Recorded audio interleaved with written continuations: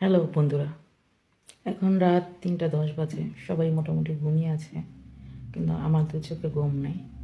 কারণ আসলেই আমার মনে কোনো শান্তি নেই, অনেক দুঃখ, অনেক কষ্ট। আর দুঃখ কষ্টটা হচ্ছে আমার মায়ের জন্য। গত 12 তারিখে আমার মা এবং আমার ভাইয়ের ছেলে স্কুলের পথে রওনা হয়েছিল। যাওয়ার সময় চলন্ত রিক্সা কাত হয়ে পড়ে যায়। পড়ে যাওয়ার পরে নিরালা রাস্তা, কেউ ছিল না। তো সেখানে মার উপরও সেটা পড়ে থাকে। বাইজি সবাই অনেক ব্যথা পেয়েছে। মা তো ব্যথা না, শুধু পুরো শরীরে ব্যথা, মাথার এখান থেকে এ পর্যন্ত কালো হয়ে গেছে। হাঁটু দুইটা ব্যথা, হাঁটতে পারে না, দাঁড়াইতেই পারে না। তার যেই বাম হাতটা, সেই বাম হাতের এই কনুইটা কনুইটা ভেঙে গুঁড়া গুঁড়া হয়ে গেছে এবং 3টা খণ্ড হয়েছে। 3টা খণ্ড। আমার ভাইয়ের ছেলের ডান হাতটা মাঝখান দিয়ে ভেঙে গেছে। আর বাইজির একটা দাঁত দাঁত ভেঙে গেছে। ভেঙে কিছু একটা এখান দিয়ে ঢুকে গিয়েছিল। ওই জায়গাটা অনেক ভয়ানকভাবে কাটা ছিল ভিতরে, ঠোঁটের ভিতরে অনেক ব্যথা ছিল। বাচ্চাটা এত ব্যথা পাইছে যে ও 1 সপ্তাহ কিছু মুখে দিতে চায়নি, ভয় পাইতো ব্যথার ইসে। তো ইমিডিয়েটলি ভাবে সবই ডাক্তার দেখানো হয়েছে। আজকে 12 তারিখ গিয়ে আজকে কত তারিখ হয়ে যাচ্ছে, কিন্তু আমার মার হার্টটা অপারেশন করা যাচ্ছে না। নানা কারণে অপারেশন করা যাচ্ছে না। সেগুলোর মধ্যে হচ্ছে ডাক্তার তো সবসময় বসে না, একদিন আসলে আরো দিন পর গ্যাপ দিয়ে ওরা বসে। ঢাকার থেকে আসে নারায়ণগঞ্জে। তো মার হার্টের সমস্যা, হার্টে ব্লক, হার্ট অনেক দুর্বল। ওনাকে অ্যানেস্থেয়া দিয়ে অপারেশন করাটাও অনেক রিস্ক। উনি জ্ঞান নাও তো ফিরতে পারে। তো ডাক্তাররা ওটি ছাড়া অপারেশন, ওটি না, আইসিইউ ছাড়া বা সিসিইউ ছাড়া অপারেশনও করতে চায় না। তো আমার মনে একটি বেদনা। আমি আমার মারে অপারেশন করার আগেই ওনারা আইসিইউর কথা বলছে। এটা খুব কষ্টদায়ক ভাবতে। আইসিইউ কেন? আইসিইউতে কি হয় না হয় এটা সবাই জানে। কয়জন বাঁচে কেউ বাঁচে না। আপনার আইসিইউ নাও লাগতে পারে, কিন্তু ওনার হার্টের পরিমাণটা অনেক দুর্বল, অনেক খারাপ। তো মা এখন ঘুমাইছে, কিন্তু আমরা এখনও অপারেশন করতে পারিনি। ডাক্তার ডাক্তার আজকে বলেছে যে যে অ্যানেস্থেয়া দেয় তার সাথে সব কথা বলবে, দেখাবে রিপোর্টগুলো, ওনার জন্য কতটা কী করা উচিত। আসলে আমরা আমরা চাচ্ছিলাম কোনো ইয়ের জন্য হাত পা ভেঙে গেলে যেই অ্যানেস্থেয়াটা ব্যবহার করে ওইটা ব্যবহার করে অপারেশন করতে। জেনারেল অ্যানেস্থেয়াটা দিতে চাচ্ছি না, এটা খুব একটা টাফ এবং সবচেয়ে বড় অ্যানেস্থেয়া এটা।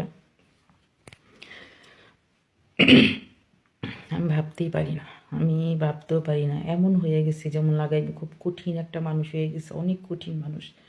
যে অনেক শক্ত, আমার মনটা অনেক শক্ত হয়ে গেছে। দুঃখটাকে মেনে নিতে পারতেছি না। এর মধ্যে কোনোতে পুরো 3 ভাগ হয়ে গেছে। ও হাতটা নড়াইতেও পারে না, মা কিচ্ছু করতে পারে না। ব্যথা পায়, অনেক ব্যথা পায়, প্রচুর ব্যথা, শরীরে প্রচণ্ড ব্যথা, কান্নাকাটি। তো আমার মা খুব কঠোর পরিশ্রমী, উনি খুব অ্যাক্টিভ ছিলেন। উনি অনেক পারিবারিক সাংসারিক কাজকর্ম, নাতি নাতনিদের দেখাশোনা সব কিছুতে অনেক ভালো ছিল। ওনাকে অনেক মিস করে সবাই। সবাই চায় উনি ভালোভাবে সুস্থ হোক।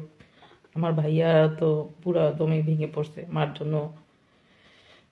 টাকা পয়সা কোনো কিছুর কমতি রাখতে চাইতেছে না, কিন্তু আমাদের প্রশ্ন এটাই যে এত লাখ লাগুক, যত লাগুক, আমার জেনারেল অ্যানেস্থিয়া না দিয়ে বা আইসিইউর কথা না বলে নিরাপদ একটা ব্যবস্থা বলে যদি অপারেশন করতো, তাহলে সে সব ব্যবস্থাই হাসি মুখে মেনে নিতাম, যাই হইতো না কেন।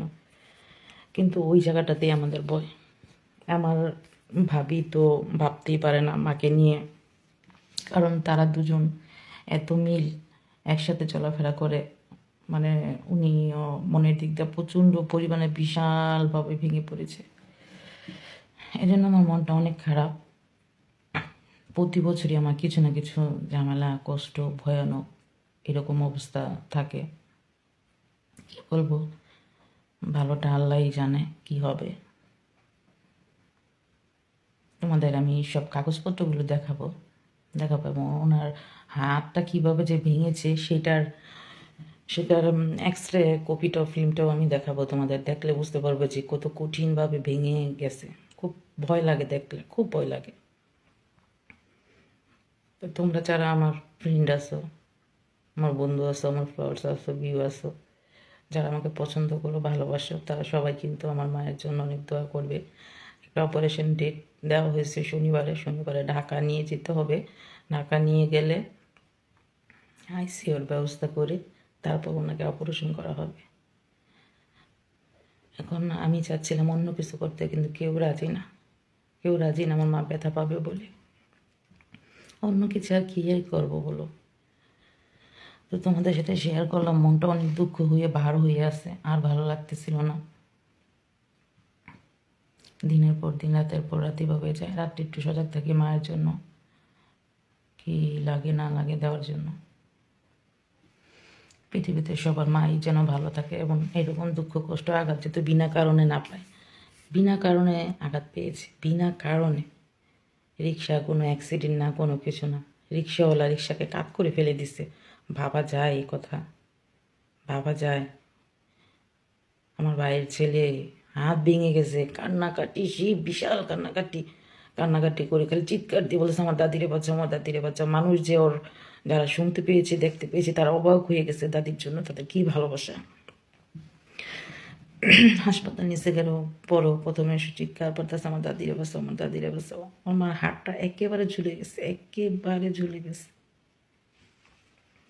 এর মধ্যে খাওয়া দাওয়া করতে পারে না, একবারে শুকায় কাঠ হয়ে গেছে। আমি মেয়ে হয়ে দেখতে পারি না, আমার অনেক কষ্ট হচ্ছে, প্রচণ্ড পরিমাণে কষ্ট হচ্ছে।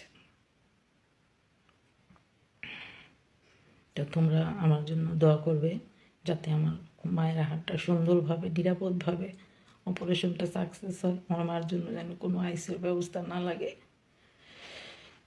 একটু দোয়া করবে মন থেকে, সবাই তোমরা দোয়া করবে আমার জন্য, যাতে আমার মাকে সুস্থ করে ভালোভাবে হাসপাতাল থেকে সুন্দরভাবে বাড়িতে নিয়ে আসতে পারি। জীবনে সবারই মৃত্যু আছে, কিন্তু কিছু কিছু মৃত্যু বেদনা, কষ্ট, দুঃখদায়ক। এখনও সময় হয়নি আমার মায়ের কিছু হওয়ার জন্য। আমার মনে অনেক আশা, অনেক কনফিডেন্স, কিছু হবে না আমার মায়ের। তোমরা দোয়া করো, আমার মায়ের জন্য দোয়া করো তোমরা। আমার মা কিচ্ছু হবে না। সবার দোয়া থাকলে অবশ্যই আমার মা সুন্দরভাবে বেঁচে উঠবে। সে কোনো কষ্ট পাবে না, তার কোনো কষ্ট হবে না। তোমরা দোয়া করো আমার মায়ের জন্য।